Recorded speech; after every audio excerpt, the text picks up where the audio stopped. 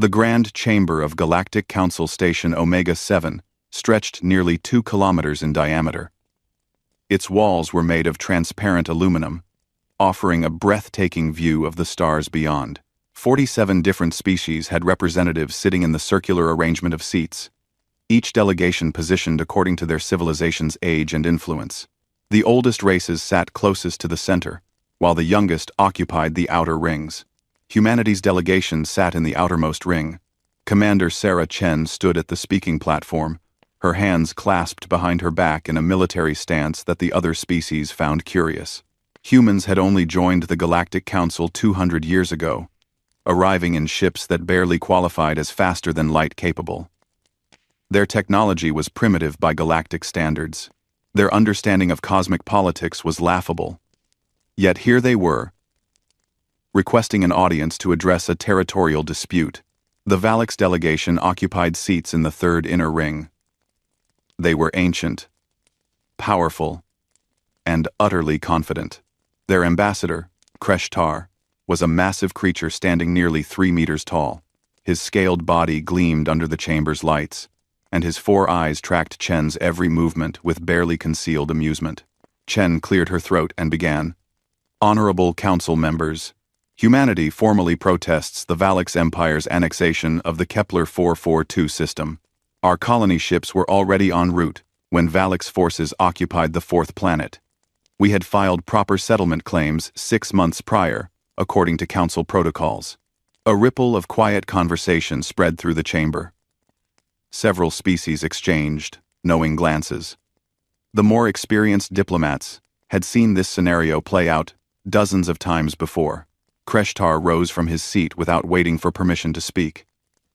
The council's moderator, a ancient being called a eldest from the theoretical species, made no move to stop him.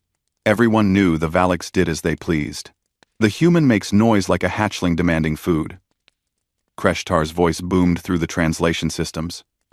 The Valix Empire has controlled that sector for 8,000 years. Your claim is meaningless. Your protocols are suggestions we choose not to follow. Chen's jaw tightened, but she maintained her composure. The council charter clearly states, "The charter," Kreshtar interrupted, moving down toward the speaking platform with deliberate, heavy steps, "is a document written by species who understand strength. You humans do not understand. You arrived in the galaxy like children, playing with toys you call warships. You claim worlds as if you have the power to hold them. You speak of rights as if you have earned them." He reached the platform and towered over Chen, looking down at her with all 4 eyes.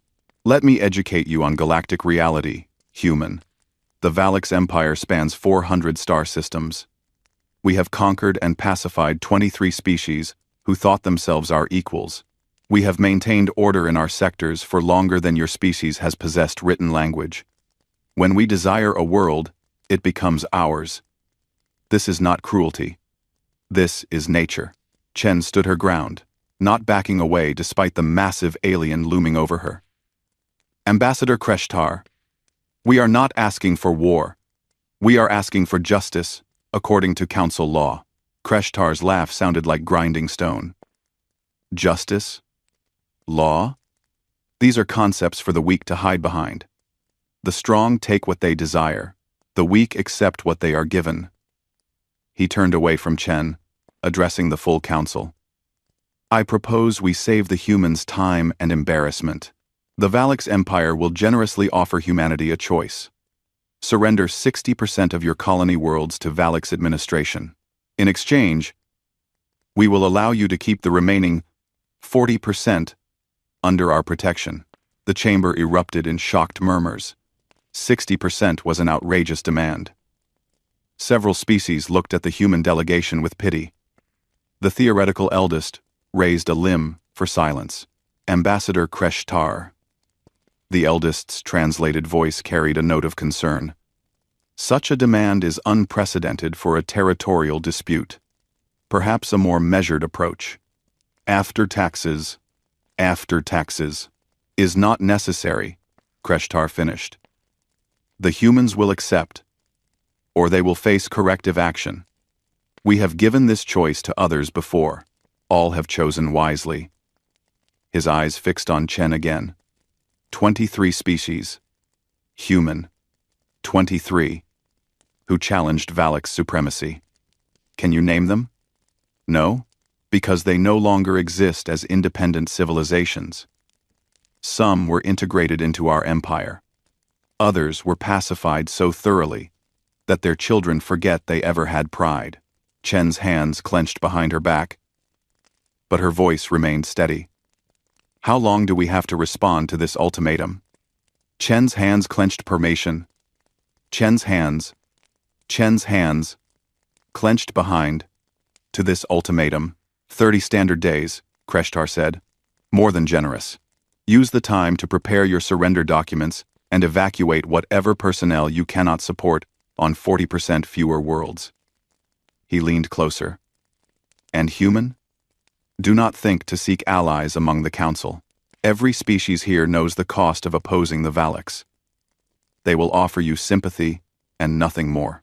The Valak's ambassador returned to his delegation's seats.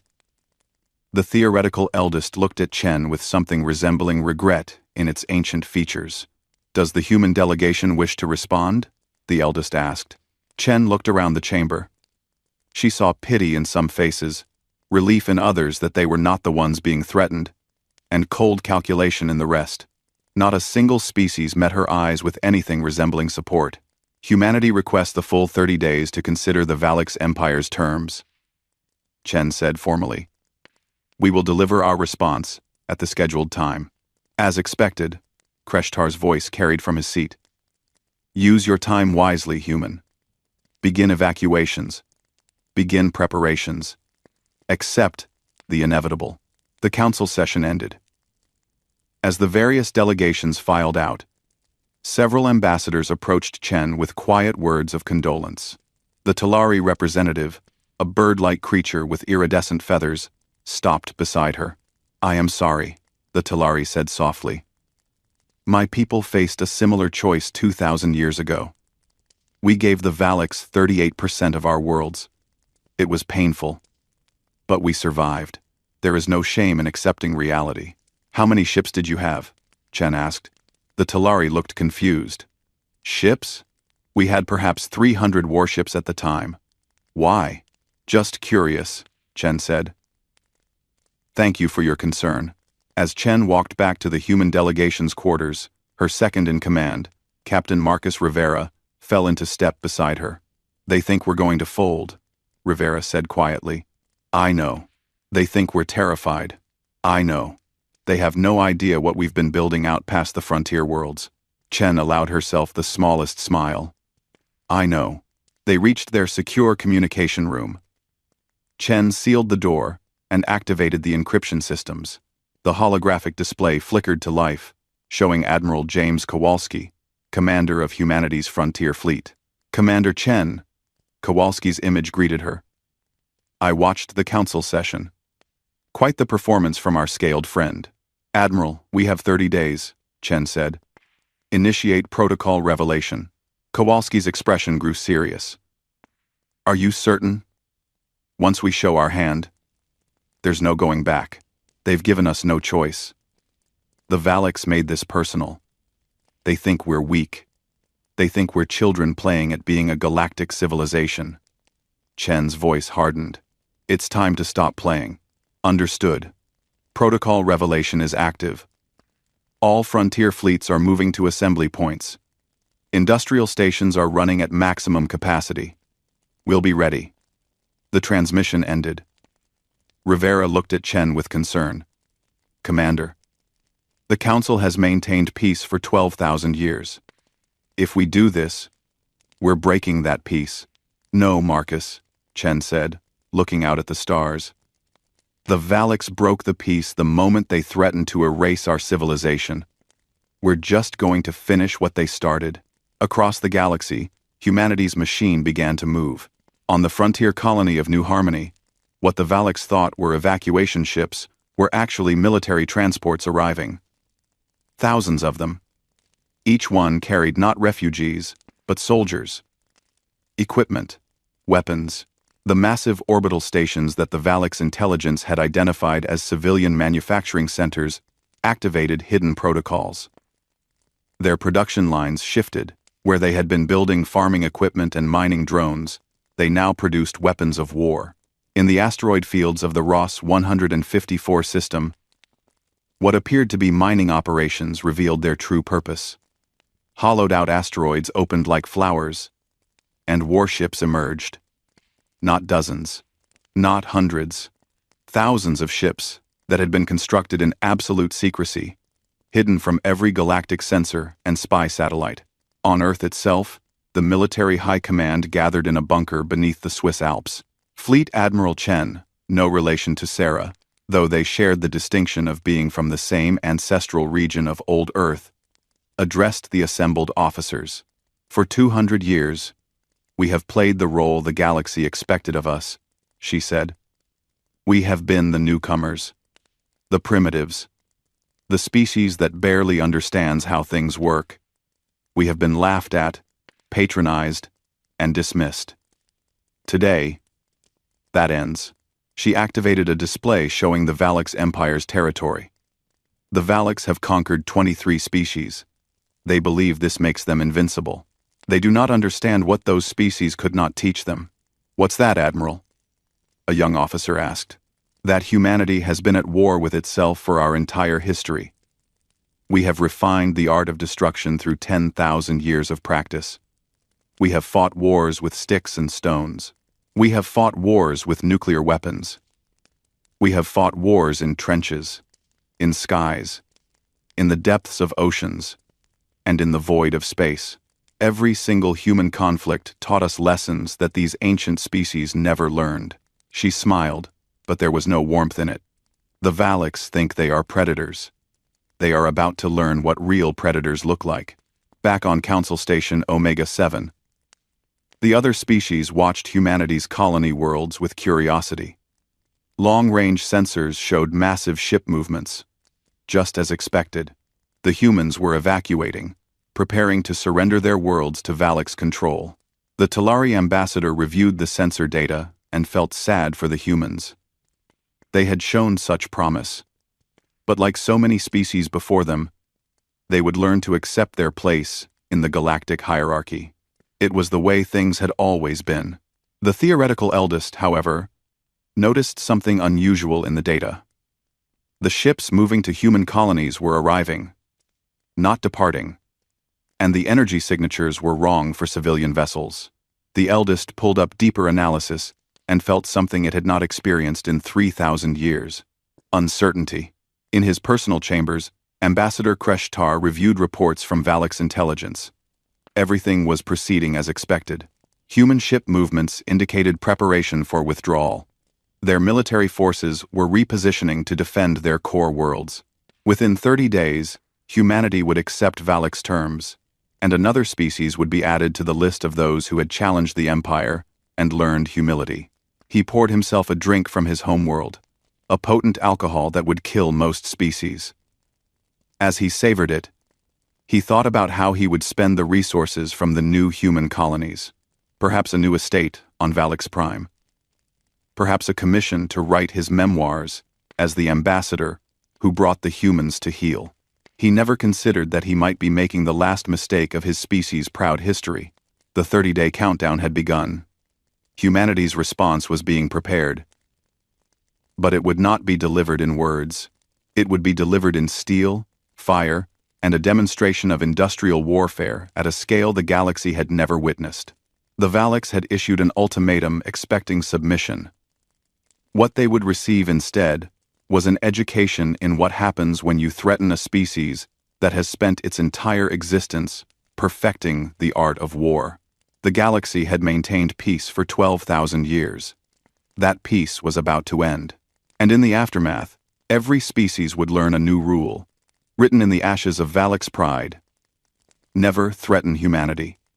The 30 days passed in a strange atmosphere of galactic anticipation.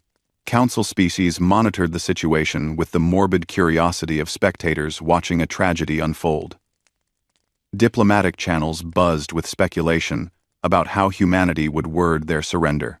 The Valix Empire, confident in their impending victory, had already drawn up administrative plans for their new human territories. Commander Sarah Chen stood once again in the council chamber. The date for humanity's formal response had arrived. Every delegation was present, many having come specifically to witness this moment. The theoretical eldest presided over the session with its usual ancient dignity. Ambassador Kreshtar sat in his delegation's seats, radiating satisfaction. He had allowed the humans the full 30 days, demonstrating Valak's generosity. Now they would accept their place in the natural order. The council recognizes Commander Sarah Chen of the human delegation, the eldest announced. The 30 standard days have elapsed. Humanity's response to the Valix Empire's terms is requested. VP BP, Crescio, was. Chen walked to the speaking platform carrying a single datapad. The chamber fell completely silent. Every eye, sensor, and recording device focused on her.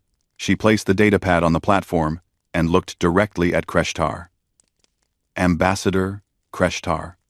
The Valix Empire demanded that humanity surrender 60% of our colony worlds. You gave us 30 days to prepare our acceptance. Kreshtar nodded, his scaled face showing approval. A wise decision, human. Your submission documents are in order? We have no submission documents, Chen said calmly. Confusion rippled through Kreshtar's expression. Then you require more time? This is acceptable. We can grant another. No, Chen interrupted. We do not require more time. We have prepared our response. It is complete. She picked up the datapad and displayed it on the chamber's main screen. On it was a single word in multiple languages, including Valix. No. The chamber erupted. Species began talking over each other. The theoretical eldest tried to restore order. Kreshtar rose from his seat, his 4 eyes wide with disbelief. What is this? Kreshtar's voice thundered through the translation systems. What game do you play?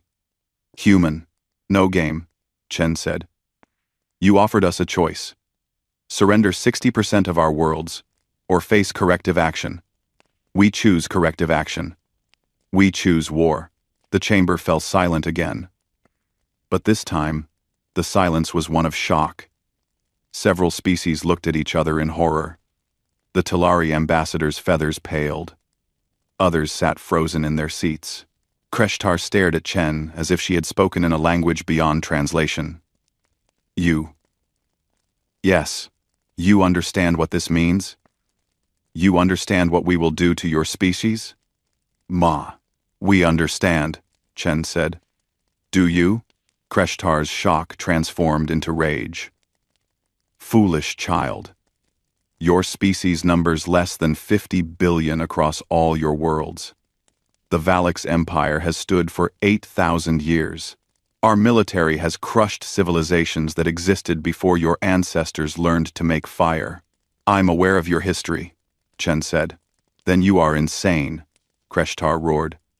I retract our generous offer. There will be no terms, no compromise. The Valix Empire declares a state of war against humanity. We will demonstrate to the galaxy what happens to those who refuse our mercy. He turned to address the council. Let this stand as example to all. The Valix Empire will prosecute this war until humanity begs for the opportunity to surrender. And when they do, we will show them no compassion. The theoretical eldest raised a limb. Ambassador Kreshtar, the council has protocols for declaring war. Perhaps mediation. Mediation is rejected, Kreshtar said. The humans have made their choice. They will learn the price. As the Valix departed, other species rushed to the human delegation. The Talari ambassador grabbed Chen's arm. What have you done? Commander, please. There is still time to reconsider. Call them back. Accept their terms. 60% is better than extinction. Chen gently removed the Talari's hand. Thank you for your concern. We have made our decision. A dozen other ambassadors crowded around. all speaking at once, all offering advice, all begging humanity to reconsider, none offering to actually help. Chen raised her voice. Honored council members, I appreciate your concern.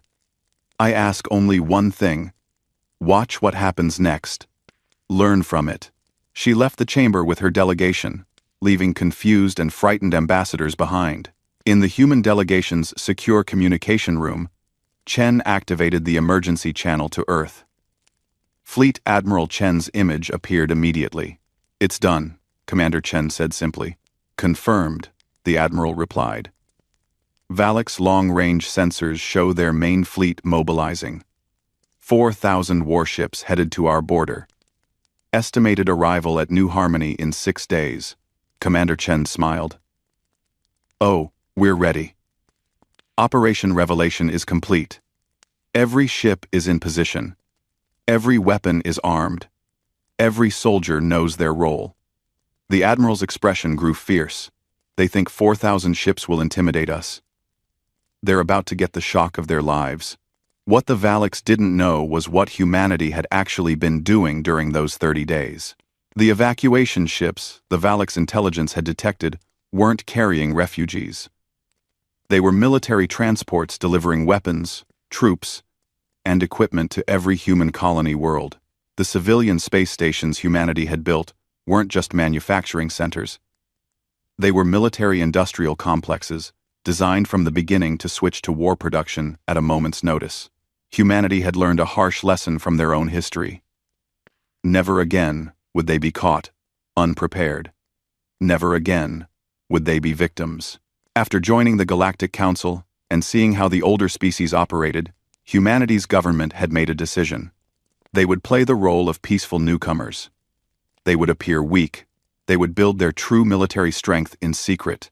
For 200 years, every civilian ship design had a military variant hidden in the blueprints. Every mining operation in remote asteroids doubled as a covert shipyard. Every peaceful colony had underground military bunkers. Humanity's real fleet wasn't the few hundred ships they showed the galaxy. It was the tens of thousands they had built in the dark spaces between stars. On New Harmony, Admiral Kenji Tanaka stood on the bridge of the UHSF, United Human Space Forces. Indomitable, a battleship-class vessel that the Galactic Council had no idea existed. Around him, holographic displays showed the positions of his fleet, 40,000 ships. That was what humanity had assembled at New Harmony alone. Not the primitive vessels the galaxy had seen. These were warships designed with 2 centuries of studying galactic technology and improving upon it. They incorporated lessons from human history, lessons learned in blood across 10,000 years of warfare. Admiral. Valak's fleet detected entering sensor range. His tactical officer reported. Confirmed count. 4,000 ships. They're maintaining standard Valak's battle formation. Tanaka studied the display. The Valak's fleet approached in a magnificent formation, a show of force meant to intimidate. Their ships were individually superior to humanity's vessels in terms of technology. Their weapons could output more energy. Their shields were stronger. By every traditional metric, they should win. But they were about to learn that humans didn't fight traditional battles. All ships, Tanaka ordered. Activate full sensor arrays. Let them see us. Let them count us. And then let them understand their mistake. 40,000 ships powered up their active sensors simultaneously. On the Valak's flagship, the Supreme Commander Rauthkor watched his sensor displays with confusion that rapidly turned to disbelief. Impossible, he whispered. Our intelligence reported fewer than 1,000 human military vessels total. Sir, his sensor officer's voice trembled. I'm counting. 40,000 human ships, all military class, all armed, all powered, and ready for combat. Rauthkor's scaled hands gripped his command chair. It's a trick. They're using sensor ghosts. Decoys. No, sir. These are real ships. I'm reading power signatures, heat signatures, gravitational displacement. They're all real.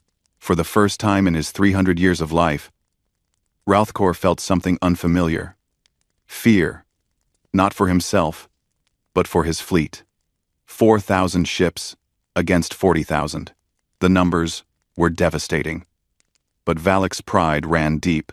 All ships, he commanded. Battle formation sovereign. We will show these humans that quality defeats quantity. Advance. On the Indomitable, Tanaka watched the Valak's fleet begin their attack run. They're actually going to engage, he said with something like admiration. I'll give them credit for courage. Orders, sir? His tactical officer asked. All ships. Tanaka said calmly. Pattern Delta 7. Target their command ships first. Drone swarms launch on my mark. Kinetic batteries prepare saturation fire. Show them what happens when you threaten humanity. The Battle of New Harmony began. The Valaks expected a traditional engagement. Ships would maneuver for position. Energy weapons would be exchanged at range. Shields would be tested. Eventually, one side would gain advantage through superior technology or tactics. This was how galactic warfare had been conducted for thousands of years. Humanity fought differently. The first wave wasn't manned ships.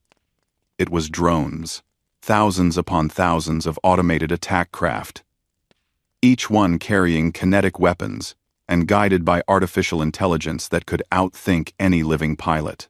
The Valak's point defense systems opened fire, destroying hundreds of drones. But for every one destroyed, 3 more took its place. What is this? Ralthkor watched his screens in confusion. They're wasting resources on unmanned craft. 22. What is this? Ralthkor watched his screens. Ralthkor watched his screens. End quote.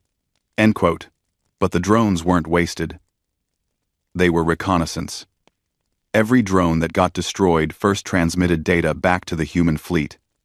Exact locations of Valak's point defense systems. Exact firing patterns. Exact response times. Within minutes, humanity's combat computers had mapped every weakness in the Valak's formation. Then, the real attack began. Human ships didn't close to traditional combat range. They stayed at extreme distance and fired kinetic weapons, not energy beams that shields could dissipate. Solid chunks of metal accelerated to a significant fraction of light speed. Thousands of projectiles fired in patterns calculated by computers. Valak's shields could stop energy weapons. They were nearly useless against kinetic impacts. All ships evasive, Ralthkor ordered. But the Valak's fleet, in their tight formation, couldn't maneuver quickly enough. The kinetic barrage struck like the hammer of a god. Ships that had withstood energy weapon fire for hours in previous battles were punctured and destroyed in seconds. Return fire, Ralthkor commanded. The Valak's fleet unleashed their powerful energy weapons. Beams that could crack planets reached out toward the human ships. But humanity's fleet scattered into smaller groups, each one moving independently. The coordination was perfect, impossible for living crews to achieve. The Valaks didn't know that every human ship was networked together by communication AI, turning 40,000 individual vessels into one vast, distributed intelligence. Where Valak's beams struck, human ships were indeed destroyed. But for every human vessel lost, 2 Valak ships were shattered by kinetic barrages. Sir, we've lost 400 ships, the Valak's tactical officer reported. Human losses estimated at 600. The math was brutal. The Valaks could win exchange rates, but not the overall battle. They were outnumbered 10 to 1. Ralthkor made the hardest decision of his military career. The Valak's fleet turned and ran. Humanity's ships pursued, hammering the fleeing vessels with long-range kinetic fire. By the time the Valak's fleet jumped to faster-than-light speeds, they had lost 1,200 ships, nearly 30% of their force. Humanity had lost 1,500 ships. 40,000 minus 1,500 left plenty for the next engagement. On the Indomitable, Tanaka reviewed the battle reports. Acceptable losses. All ships. Begin recovery operations. Collect our dead. honor their sacrifice, and prepare for the next phase. The news of the battle reached the Galactic Council within hours. The species gathered in emergency session, watching the battle footage in stunned silence. Impossible, the Talari ambassador whispered. Humanity defeated a Valix fleet? Not defeated, the theoretical eldest corrected. Crushed. The loss ratios are in humanity's favor, even without the numerical advantage. Where did they get those ships? Another species demanded. Commander Chen, attending the emergency session, provided the answer. We built them. While you all assumed we were primitive and weak, we were preparing. We learned from our own history. Never be caught defenseless. Never assume others will protect you. Protect yourself. But 40,000 ships? The Talari couldn't comprehend it. That requires industrial capacity beyond what you've shown. 40,000. But, because we didn't show you everything, Chen said simply. We showed you what we wanted you to see. The theoretical eldest studied Chen with its ancient eyes. What happens now, Commander? Chen's expression hardened. Now the Valix learn what war actually means. They wanted to erase our civilization. We're going to show them what erasure looks like. Across the galaxy, humanity's true fleet began to move. Not 40,000 ships, 120,000 vessels, all converging on Valix space. The war had just begun, and humanity intended to finish it in a way the galaxy would never forget. The Valix homeworld of Valix Prime had stood unconquered for 8,000 years. Its cities stretched across continents, monuments to the Empire's glory. The Imperial Palace dominated the capital city, a structure so massive it could be seen from orbit. Inside that palace, Emperor Volthron received the news of the defeat at New Harmony. The Emperor was old even by Valix standards, having ruled for 600 years. He had overseen the conquest of 15 species during his reign. He had never known defeat. The concept was foreign to him.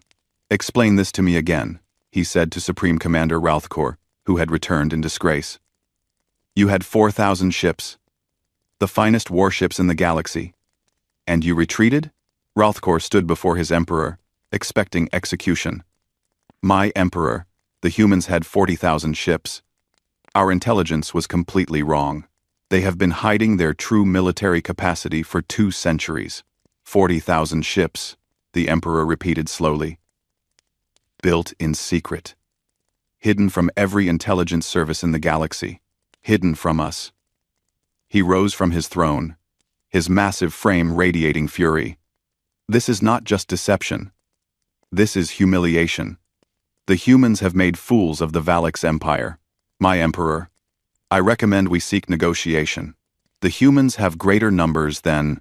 Negotiation? The emperor's roar echoed through the chamber. The Valix Empire does not negotiate from a position of weakness. We do not retreat. We do not surrender. Let her not retreat. Let her any peace. We do not surrender. He pointed at Ralthkor. You should have fought to the last ship. You should have died with honor, rather than return with this shame. Yes, my emperor? Ralthkor said quietly. Emperor Volthron paced in front of his throne. The humans think their numbers give them victory. They think we will be intimidated. They do not understand Valix's resolve. He turned to his military council. I declare a war of extermination, not conquest, not pacification, complete and total annihilation of the human species. The military council members looked at each other with concern. A war of extermination was the highest level of Valix military doctrine. It meant every resource, every ship, every warrior would be committed.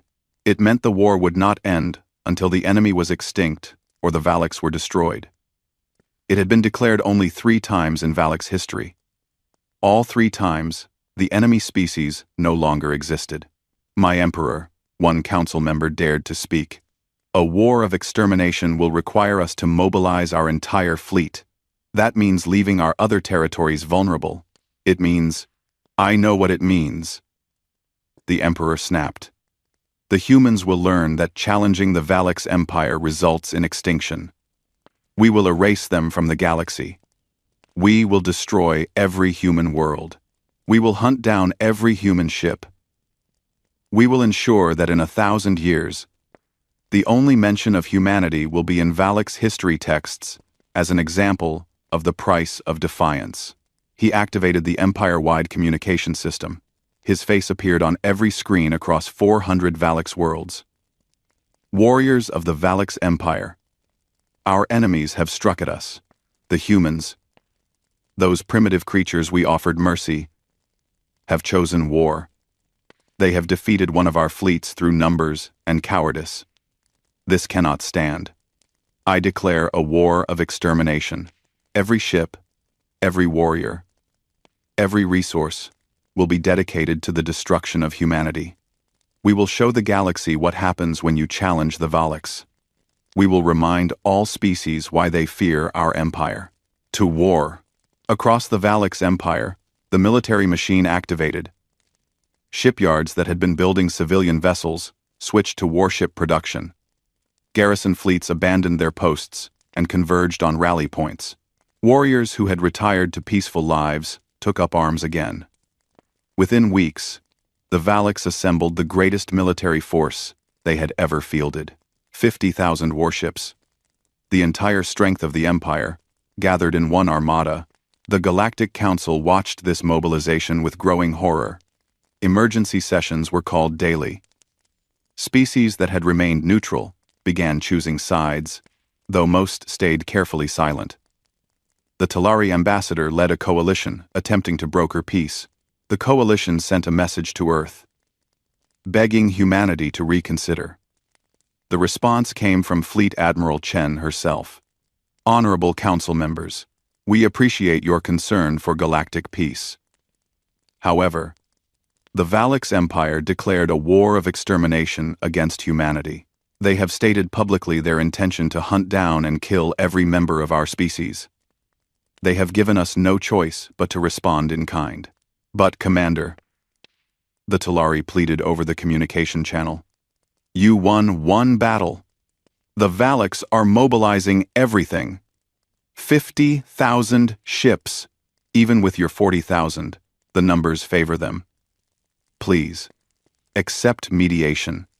Accept a negotiated peace. The galaxy cannot afford this war. Admiral Chen's expression was stone. We gave them a chance to walk away. Ambassador Kreshtar had 30 days to reconsider his ultimatum. He chose threats. Emperor Valthron had the opportunity to accept a limited defeat. He chose extinction war. We will give them exactly what they asked for. You don't understand, another ambassador said desperately. The Valix have never lost a total war. Their warriors are bred for combat. Their technology has been refined over millennia. Quality will defeat your quantity. You're right, Admiral Chen said. We don't understand. We don't understand how a species can fight for 8,000 years and learn so little about actual warfare. The transmission ended, leaving the council members confused and frightened. What they didn't know was that humanity's initial fleet at New Harmony wasn't their full strength. It wasn't even close. On Earth, in the command bunker beneath the Alps, Fleet Admiral Chen addressed the assembled leadership of humanity's military. Holographic displays showed ship positions across hundreds of light years. The Valix are gathering 50,000 ships, she said. Our intelligence indicates they're assembling near their home system for a massive strike at our core worlds. They believe this will end the war. What are our numbers? Asked General Okonkwo, commander of ground forces. Admiral Chen smiled. The Valix know about the 40,000 ships at New Harmony. They don't know about the 80,000 we've been building in secret shipyards over the past month. They don't know that every single one of our colony worlds has been building ships at maximum capacity since the council meeting. She activated a display showing humanity's true fleet strength. The numbers made even the experienced officers pause. 120,000 ships, Admiral Chen said. Full military class, armed with the latest weapons, crewed by personnel who have trained for this moment for decades. The Valaks think they're bringing overwhelming force. They're about to learn what overwhelming actually means. What's our objective? Another officer asked. Total victory. Admiral Chen said simply. The Valaks declared, a war of extermination. We're going to show them they should have chosen negotiation. We will break their fleet. We will break their empire.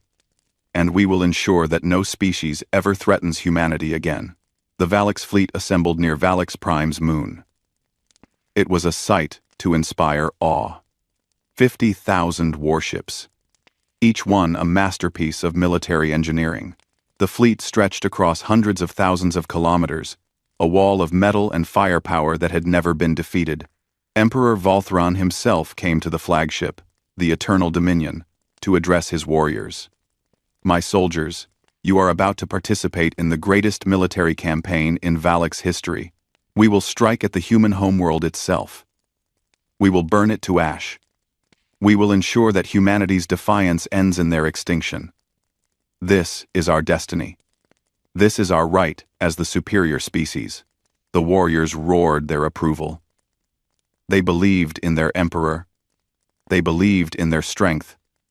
They believed they could not lose. Supreme Commander Ralthkor, despite his earlier disgrace, was given command of one battle group. He alone had faced the humans and survived. He alone had concerns about what was coming. My emperor, he said privately to Valthran. The humans have shown tactical sophistication beyond their apparent age as a spacefaring species. I recommend caution. Jester. Caution is for the weak, the emperor replied. We have assembled the full might of the Valaks Empire. Let the humans bring every ship they possess. We will crush them through superior power and superior will. The Valaks fleet entered faster than light travel, heading toward human space. Their target: Sol system. Earth itself. Humanity's response was already in motion. The Valaks fleet dropped out of FTL at the edge of the Sol system, expecting to find a desperate defense. Instead, they found nothing. The system appeared empty. Where are they? Emperor Valthran demanded. Scan the entire system. My emperor, the sensor officer reported. I'm detecting. I don't understand these readings. Explain. There are ships, my emperor, everywhere. They're using some kind of stealth technology. They were invisible until they powered up their weapons systems. I'm counting. Emperor, I'm counting 120,000 human ships. The emperor's face went through several expressions. Disbelief. Confusion. Then rage. Impossible! Our intelligence said. Our intelligence was wrong, my emperor. Ralthkor said quietly. The humans have been playing us from the beginning. What the Valaks didn't know was that humanity had chosen the battlefield carefully. The Sol system's asteroid belt had been converted into a massive weapons platform over the past month. Every asteroid large enough to be useful now contained missile launchers, kinetic accelerators, and point defense systems.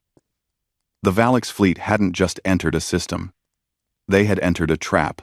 Fleet Admiral Tanaka, commanding the human defense fleet from the UHSF Indomitable, watched the Valaks fleet spread out in their traditional formation. They still don't understand, he said. They still think this is a conventional battle. Sir, Valaks fleet is beginning their attack approach, his tactical officer reported. All ships, Tanaka ordered. Execute Battle Plan Terra. Show them what home field advantage means. The Battle of Sol, later called the Battle of Valaks Prime's moon for historical irony, began. Humanity didn't fight fairly. They had learned long ago that fair fights were for sports, not survival. The asteroid belt weapons fired first, catching the Valaks fleet in a crossfire they couldn't have anticipated. Thousands of kinetic projectiles and missiles emerged from what the Valaks had thought was empty space. Valaks ships scattered, breaking formation. Their return fire destroyed dozens of weapon platforms. But for every one destroyed, 2 more opened fire. The asteroids were automated, controlled by combat AI that didn't fear death because it couldn't die. Then the human fleet attacked from 3 directions simultaneously. 120,000 ships, coordinated by networked intelligence, moving in patterns no biological crew could execute. They didn't try to match Valak's formations. They swarmed like insects, each ship a small part of a vast predatory intelligence. Emperor Valthran watched his tactical displays with growing horror. They're everywhere. How can they coordinate this many ships? The answer was simple. Computers. While biological crews needed hierarchy and command structures, humanity's ships were networked. Every sensor, reading from every ship was shared instantly. Every tactical decision was made with complete information. It was like fighting a single organism with 120,000 bodies. The Valaks fought bravely. Their warriors were skilled. Their weapons were powerful. But they were fighting the wrong kind of war. They were fighting for honor and glory. Humanity was fighting for survival. And survival didn't care about honor. Kinetic weapons punched through Valak's shields. Missile swarms overwhelmed point defenses. Automated drones kamikazed into Valak's command ships, not caring about the loss because there was no pilot to die. Where the Valaks would have pulled back to avoid losing rare trained warriors, humanity pressed forward because their ships could be replaced faster than Valak's ships could be destroyed. "My Emperor, we must retreat," Rauthkor urged. "We're losing ships at an unsustainable rate." The Emperor gripped his command chair, watching his fleet die. 20,000 ships lost. Then, 30,000. The battle had been going for only 6 hours. "No," he said. "We fight to the last ship. We are Valaks. We do not retreat. Then we die," Rauthkor said quietly. A kinetic projectile struck the Eternal Dominion's shields, then another, then a dozen. The shields collapsed. The Emperor's flagship shuddered under impacts. "My Emperor," someone screamed. "Hull. Breach on decks. 4 through 9. The last thing Emperor Valthran saw was a human missile, painted with an emblem showing Earth and surrounded by text in multiple human languages. "You wanted war. You got it." The flagship exploded. Without their Emperor, without their command structure, the Valak's fleet began to collapse. Ship captains made independent decisions to retreat. Some fought to the death, others surrendered, a concept that Valak's warriors had never considered before this moment. When the battle ended, the Valak's fleet had been reduced from 50,000 ships to less than 8,000. Humanity had lost 48,000 ships. By traditional metrics, the Valaks had won the exchange rate. By actual military objectives, they had been destroyed. The surviving Valaks ships fled in disorder, scattering across multiple jump vectors. Humanity's ships pursued, hunting down the survivors systematically. Admiral Tanaka reviewed the battle reports. "Acceptable losses. Begin recovery operations. And prepare the fleet for Phase 2. "What's Phase 2, sir?" his tactical officer asked. Tanaka's expression was grim. The Valaks declared a war of extermination. They wanted to erase humanity. "We're going to show them what actual erasure looks like. We're taking the war to every Valak's world. We're going to dismantle their empire, piece by piece." The Galactic Council received the news in stunned silence. Humanity had destroyed the greatest Valak's fleet ever assembled. The species that had ruled their sector for 8,000 years had been broken in a single battle. But that was just the beginning. The real devastation was about to begin. The Valak's empire was in chaos. Emperor Valthran was dead. The fleet was scattered, and humanity's forces were advancing into Valak's territory with methodical precision. On Valak's Prime, the Imperial Council gathered in emergency session. Without an emperor, the council members fought among themselves for control. Some argued for immediate surrender. Others demanded continued resistance. A few suggested evacuating the homeworld entirely. Supreme Commander Rauthkor, one of the few senior military leaders to survive the Battle of Saul, addressed the council. Honored members, we must face reality. Humanity has destroyed our fleet. Our intelligence was completely wrong about their capabilities. Every assumption we made was incorrect. Then we rebuild, one council member shouted. We mobilize our reserves. We call upon every Valix warrior. We have no reserves, Rothkor said quietly. That was our entire fleet. Every ship we had. And humanity destroyed it in one battle. They still have 70,000 operational vessels. We have perhaps 4,000 scattered across our territory. The council chamber fell silent as the full scope of the disaster became clear. What do you recommend? The acting council leader asked. Surrender, Rothkor said. Immediately. Unconditionally. Before humanity's fleet arrives here. Perhaps we can negotiate terms. Preserve our civilization. The chamber's communication system activated, interrupting him. A human face appeared on the main screen. It was Fleet Admiral Chen, members of the Valix Imperial Council, she said. This is Fleet Admiral Chen of the United Human Space Forces.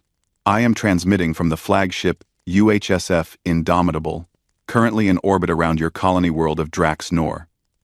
My fleet has secured this system. The local Valix military has surrendered. The council members looked at each other in shock. Drax Nor was a major colony world, heavily defended. How had it fallen so quickly? You are probably wondering about the speed of our advance, Admiral Chen continued, as if reading their thoughts. Let me clarify the situation.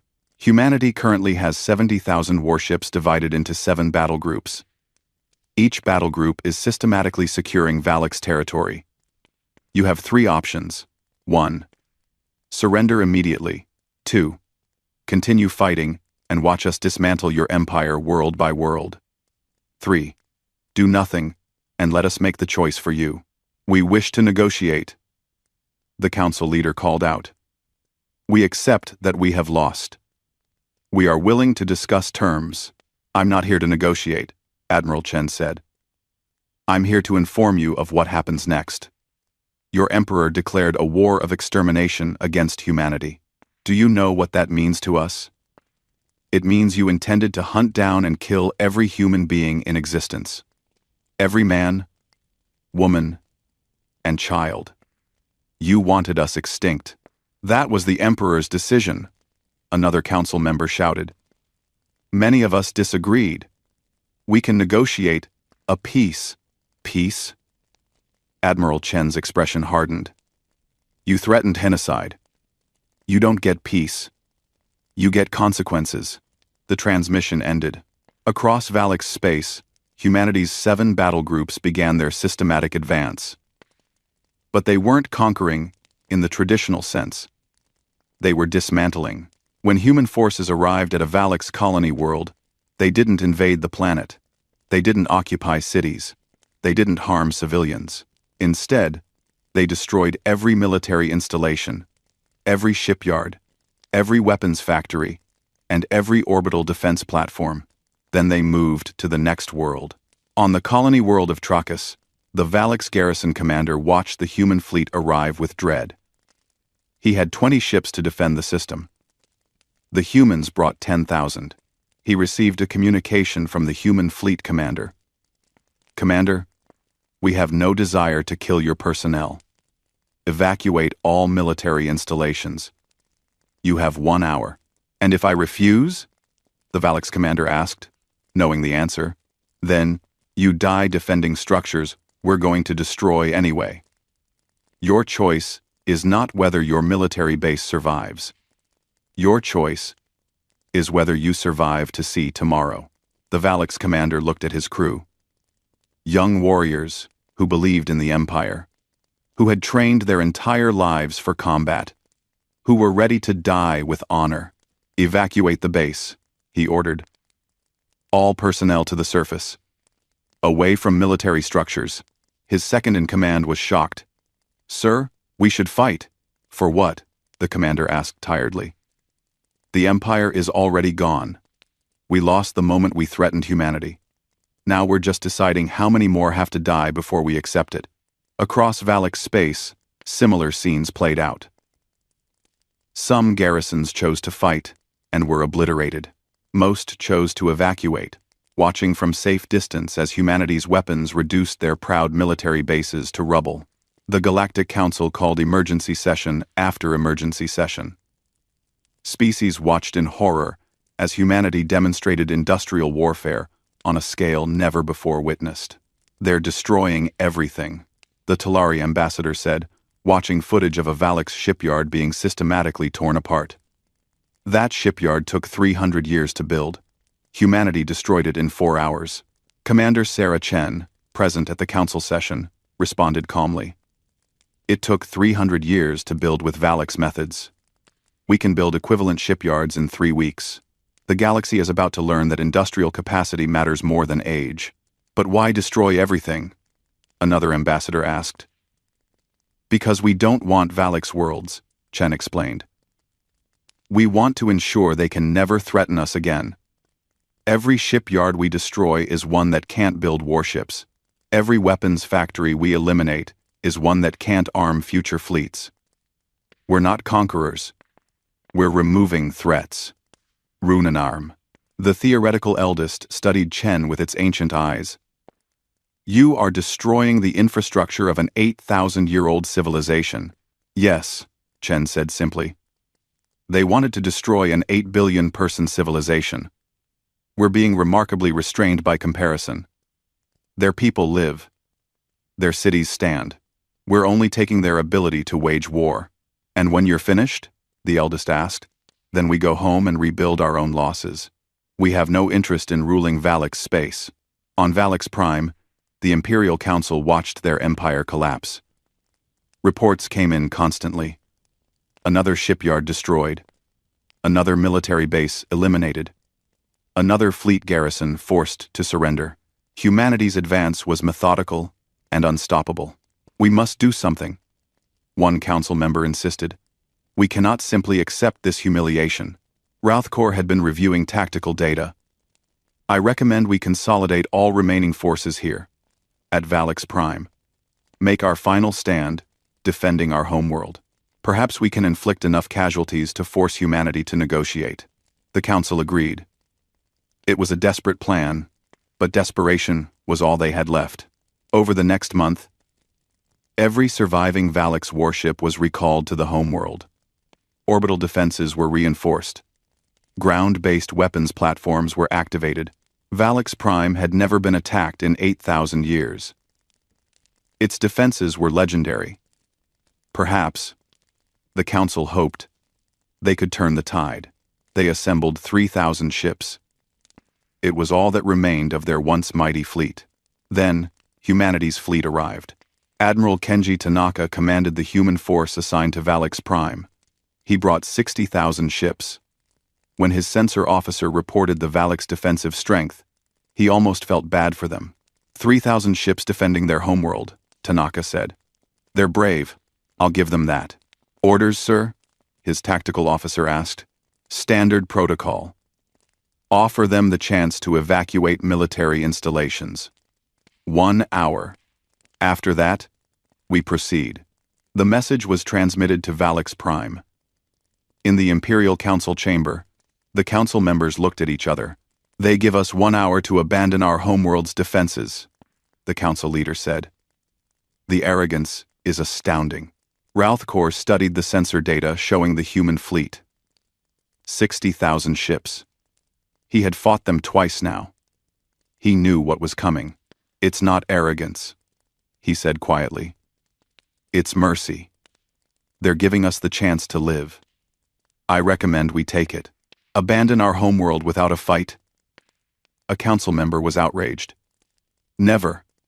We are Valaks. We fight to the last. Then you'll die to the last, Routhcore said. And achieve nothing. The Empire is already gone. This isn't about victory anymore. It's about survival. The council voted. 10 members voted to evacuate. 15 voted to fight. It was decided. The hour passed. Valix Prime's defenses remained active. The orbital platforms armed their weapons. The 3,000 warships took defensive positions. Humanity's fleet attacked. The battle lasted 3 hours. It was less of a battle and more of an execution. Human ships, coordinated by their network intelligence, simply overwhelmed every defense. They didn't take risks. They didn't seek glory. They identified targets and destroyed them with cold efficiency. Valix orbital platforms that had protected the homeworld for millennia were reduced to debris. Warships that represented centuries of engineering were torn apart by kinetic barrages. The Valix fought with desperate courage, but courage couldn't overcome 20-to-1 odds. When it ended, Valix Prime's orbital space was clear of military assets. 3,000 ships destroyed. Orbital defenses eliminated. The planet itself was untouched. The cities stood. The civilians lived. But the military power of the Valix Empire was completely erased. Supreme Commander Rothkor had evacuated his command ship before the battle. One of the few who accepted the inevitable. He watched from the surface as the last Valix warship exploded in orbit. 8,000 years of military supremacy ended in 3 hours. Admiral Tanaka transmitted to Valix Prime. Imperial Council, your military forces have been neutralized. Your orbital defenses are destroyed. You have no fleet. You have no weapons factories. You have no shipyards. The Valix Empire's ability to wage war no longer exists. In the council chamber, the surviving members sat in stunned silence. Everything they had built, everything they had conquered, everything they had taken pride in for 8,000 years was gone. What do you want from us? The council leader asked, his voice defeated. To ensure this never happens again, Tanaka replied. Stand by for a formal communication from Earth. Across the galaxy, every species watched what had happened. The mighty Valix Empire. The civilization that had conquered 23 species, that had never been defeated in 8,000 years, had been systematically dismantled in less than 2 months. The Galactic Council convened, but no one knew what to say. The Talari ambassador looked at Commander Chen with something resembling fear. What will you do now? The Talari asked quietly. Now we dictate terms, Chen said. The Valix wanted to erase us. We're going to ensure they never have the capacity to threaten anyone again. You've already destroyed their military, another ambassador said. What more can you take from them? Chen's expression was cold. Everything that made them an empire. When we're done, the Valix will exist, but the Valix Empire won't. They'll remember what they lost. They'll remember why they lost it. And they'll teach their children to never, ever threaten humanity again. The theoretical eldest spoke. What you describe sounds like cultural erasure. No, Chen corrected. Cultural erasure would be destroying their history, their language, their identity. We're doing something different. We're making their empire itself into history. Future Valix will know their ancestors once ruled 400 worlds. They'll know their ancestors declared a war of extermination on humanity. And they'll know how badly that turned out for them. She stood to address the full council. Let this be a lesson to every species here. Humanity came to this galaxy in peace. We were laughed at. We were patronized. We were threatened with genocide. We gave the Valix every chance to back down. They chose war. This is what happens when you choose war. With humanity. The council members sat in silence. Every species was making calculations, re-evaluating their understanding of galactic power structures. The age of Valix supremacy was over. The age of humanity had begun. On Valix Prime, Rothkor stood in the ruins of an orbital defense platform that had crashed to the surface. Around him, young Valix warriors wept for their destroyed empire. He felt nothing but exhaustion. Commander, one young warrior asked. Rothkor looked up at the sky where human ships still orbited. Now, We learn to live in the galaxy that humanity is creating. And we teach our children to be smarter than we were. The reckoning had come to the Valix Empire. And it had been absolute. 1 month after the fall of Valix Prime, the Galactic Council gathered for what many species considered the most important session in 12,000 years of galactic history. Every ambassador was present. Every species sent observers. The chamber was packed with representatives wanting to witness humanity's terms for the defeated Valix Empire. Commander Sarah Chen walked to the speaking platform. Behind her stood Fleet Admiral Chen and a delegation of human military and civilian leaders. Across from them sat what remained of the Valix Imperial Council, looking diminished and defeated. The theoretical eldest called the session to order. The Council recognizes Commander Sarah Chen of humanity. The floor is yours. Chen placed a datapad on the platform, but didn't look at it. She had memorized every word she was about to say. Honored Council members. 42 days ago, the Valix Empire declared a war of extermination against humanity. Their stated goal was to hunt down and kill every human being in existence, to erase our species from the galaxy. She paused, letting the words settle. They failed. Now, humanity will present our terms for peace. The Valix Council leader stood. We accept full responsibility for the war. We are prepared to pay reasonable reparations and acknowledge our defeat. We ask only that. Ask only. Sit down, Chen said quietly. The Valix Council leader, shocked by the dismissal, slowly sat. You don't get to ask for anything. You threatened genocide. There is no reasonable response to that. There is only the response you've earned. She activated the holographic display, showing a map of Valix space. The Valix Empire currently claims 400 star systems. As of today, the Valix Empire claims 0 star systems. Shocked murmurs filled the chamber. The Valix Council members stood in protest. You cannot do this, one shouted. Those worlds have been Valix territory for thousands of years. 2-5, and now they're not. Chen said calmly. Every Valix colony world is granted immediate independence. They are free to govern themselves, join the Galactic Council, form alliances, or remain independent. The Valix homeworld has no authority over them. But that's our entire civilization, another council member protested. No, Chen corrected. That's your empire. Your civilization still exists. Your people still live. Your culture still remains. But your empire is dissolved. This is not negotiable. The theoretical eldest spoke carefully. Commander Chen, what you propose is the complete dismantlement of an 8,000-year-old political structure. What I propose is justice, Chen replied. The Valix Empire was built on conquest. 23 species were subjugated. Their independence stolen. Those that resisted were destroyed. The Empire maintained control through threat of force. That ends today. She changed the holographic display. Second term. All Valix military technology is to be destroyed. Warship schematics, weapons designs, tactical databases, all of it will be purged from Valix records. That's absurd. Ralthkor stood.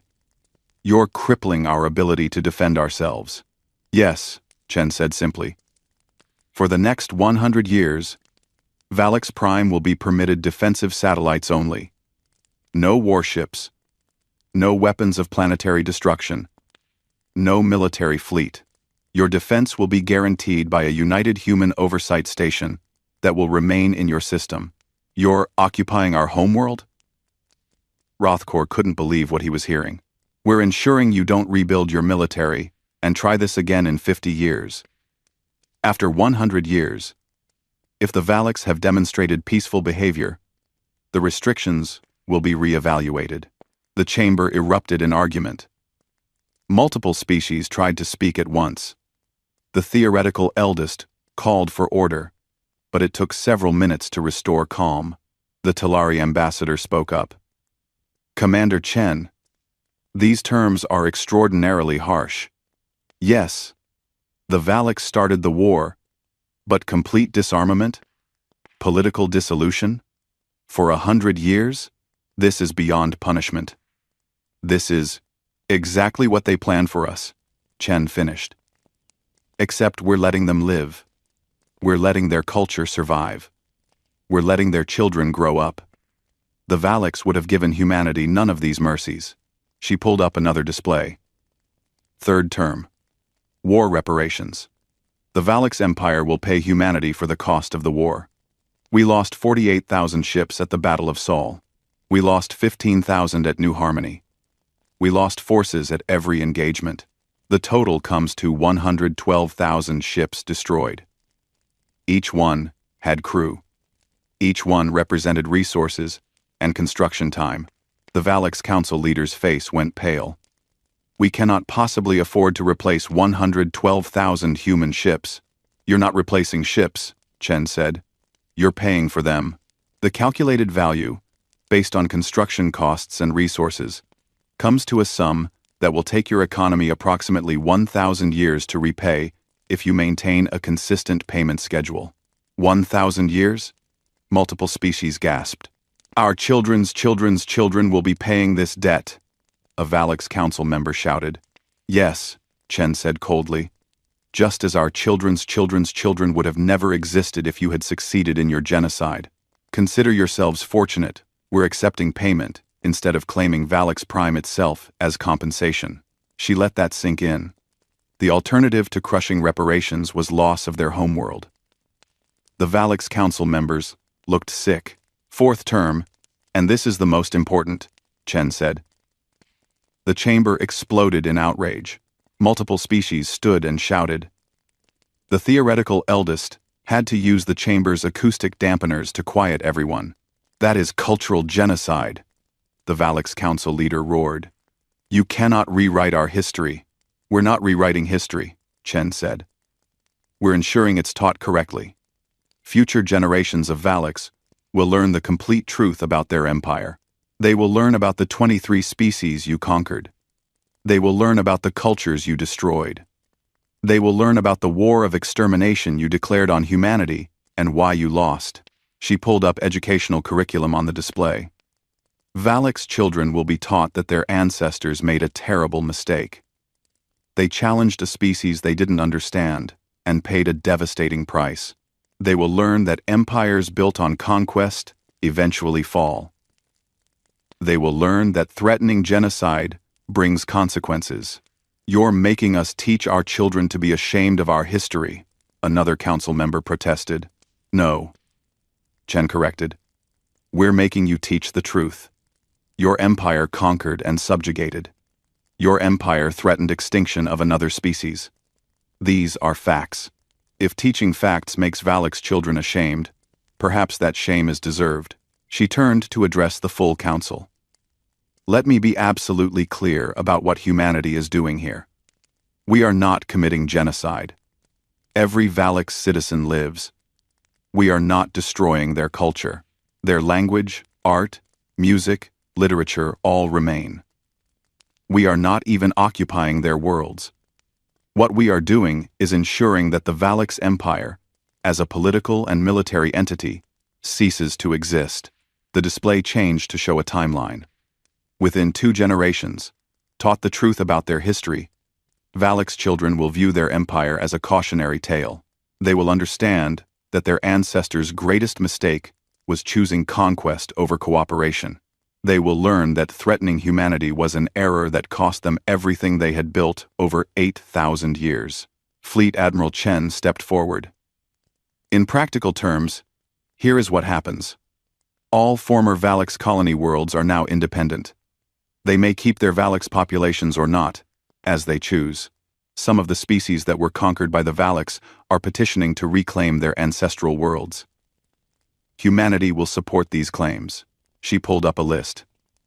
The Krath people, conquered 4,000 years ago, want their 3 homeworlds returned. The Silenti, integrated into the Empire 2,000 years ago, want autonomy. 12 other species have similar claims. All will be granted. Rothkor stood slowly. What you're describing is the complete erasure of the Valix Empire from the galaxy. Yes, both Chen said simultaneously. Commander Chen continued. In 50 years, galactic historians will search for records of the Valix Empire. They will find footnotes. They will find warnings. They will find a civilization that made the mistake of threatening humanity and paid the ultimate price. Not extinction. Something arguably worse. Irrelevance. The theoretical eldest spoke gravely. Commander Chen, what you propose is unprecedented. No species in recorded galactic history has imposed such comprehensive terms on a defeated enemy. Perhaps that's why wars keep happening, Chen replied. The Valix conquered 23 species. How many of those were released? How many were given their independence back? None. The Valix integrated them, erased their political identities, and moved on. We're doing the reverse. We're undoing 8,000 years of conquest. She turned back to the Valix Council. These terms are final. They are not negotiable. You have two choices. Accept them, or reject them, and face the alternative. What alternative? The council leader asked. Fleet Admiral Chen answered. Humanity occupies Valix Prime. We assume direct control of your government. We implement these same changes by force. The results are identical. But you lose even the dignity of accepting them yourselves. The Valix Council huddled together, speaking in hushed tones. After 10 minutes, the council leader stood. We have a question, he said. If we accept these terms, what happens to the Valix people? You take our empire, our military, our independence. For a century, what are we left with? Commander Chen's expression softened slightly. You're left with your lives, your families, your culture, your art and music and stories. You're left with the opportunity to build something better than an empire. You're left with the chance to teach your children that cooperation brings prosperity and conquest brings ruin. Then, rolling, that's process. She paused. The Valix people aren't our enemy. The Valix Empire was. We're removing the empire. The people can choose what comes next. Avri 9 distraction. Avri 9 distraction. Avri 9 distraction. Avri 9 distraction. Avri 9 distraction. I think that I read distraction. The council leader looked at his fellow members. They all looked defeated, exhausted, and broken. We accept your terms. The Galactic Council chamber was silent. Every species processed what had just happened. An 8,000-year-old empire had been dissolved in a single conversation. Over the next year, humanity implemented the terms methodically. Every former Valix colony was granted independence. Some chose to remain allied with Valix Prime. Most chose to go their own way. 3 species that had been conquered millennia ago reclaimed their ancestral systems and wept with joy. Valix military technology was systematically destroyed. Weapons factories were dismantled. Shipyards were converted to civilian use. The proud Valix warships that remained were scrapped for materials. A human oversight station was established in orbit around Valix Prime. Not an occupation force, just observers ensuring compliance. The Valix hated seeing it in their sky, a constant reminder of their defeat. The educational reforms were implemented gradually. Human advisors worked with Valix teachers to revise history curricula. The changes were subtle but profound. Where old texts had glorified conquest, new texts questioned it. Where old lessons had praised empire, new lessons examined its costs. The war reparations began. Every year, a significant portion of Valix economic output went to humanity. It would continue for 1,000 years. Every Valix citizen knew that their children, grandchildren, and great-grandchildren would be paying for the war their emperor had started. The cultural impact was immediate and devastating.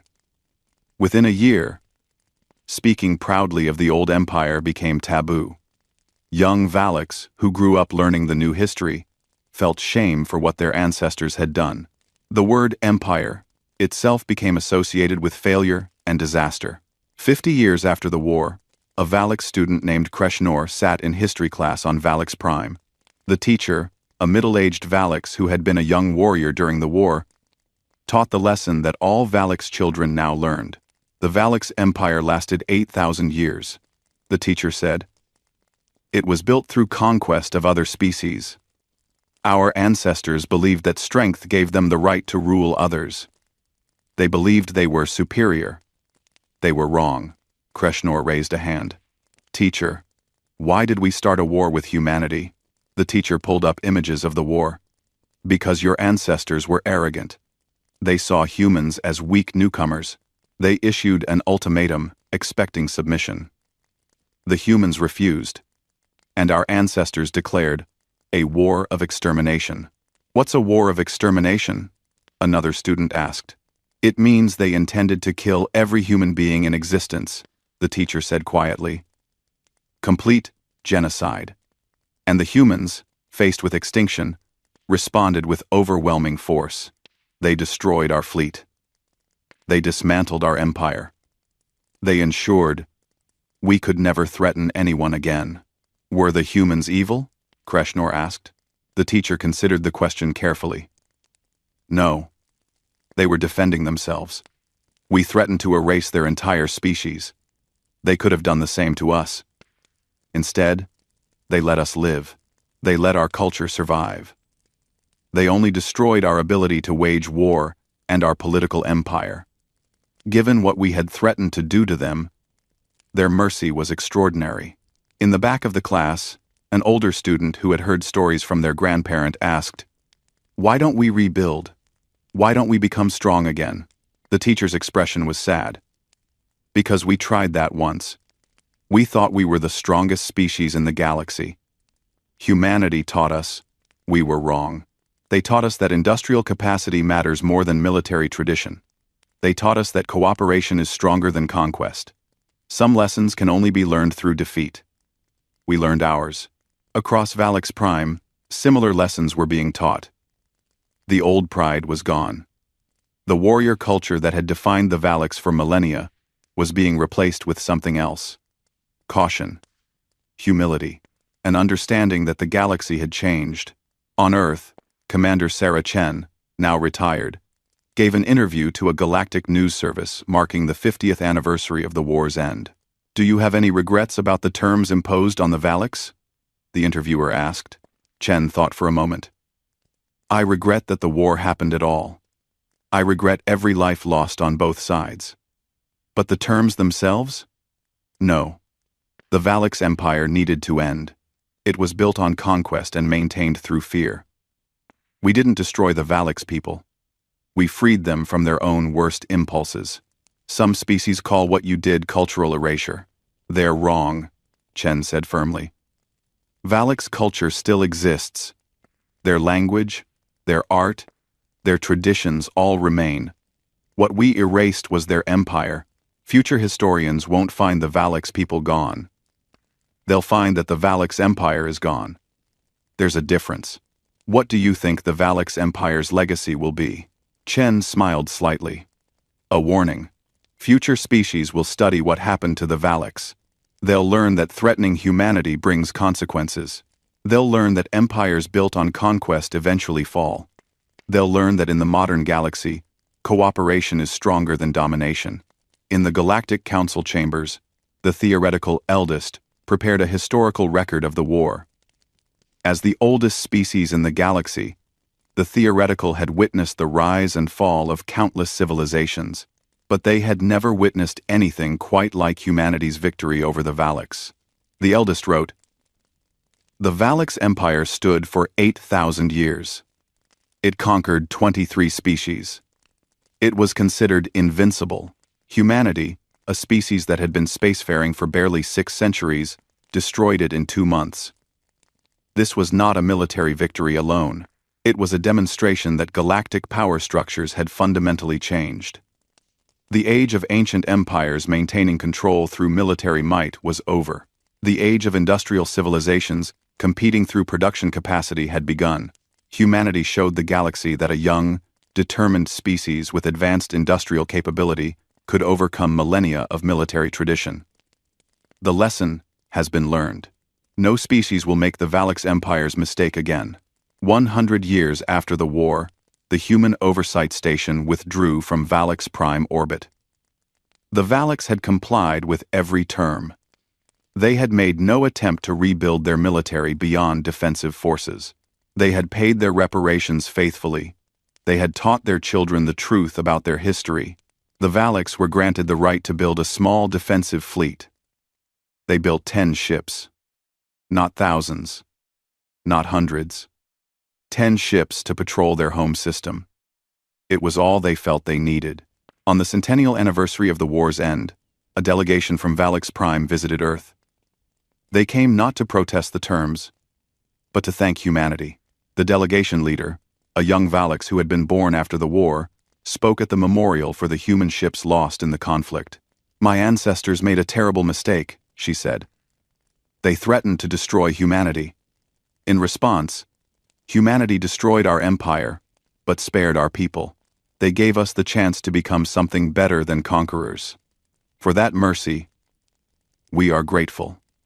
We will ensure that future generations of Valix never forget the price of arrogance and the value of peace." In the Galactic Council, species that once patronized humanity now deferred to them. The young species that arrived in primitive ships 200 years ago was now recognized as a major galactic power, not because they sought power, but because they had demonstrated what happened when their survival was threatened. The last species that challenged humanity, the Valix Empire, had been erased from the galaxy. Not through genocide, not through occupation, but through the systematic dismantlement of everything that made them an empire. Future Valix children would learn about their ancestors' mistake in history class. They would feel shame for the old empire. They would understand that their current peaceful existence was better than their ancestors' conquests. The erasure was complete. The Valix Empire no longer existed. The Valix people did, but they would never again be a threat. They would never again conquer. They would never again threaten genocide.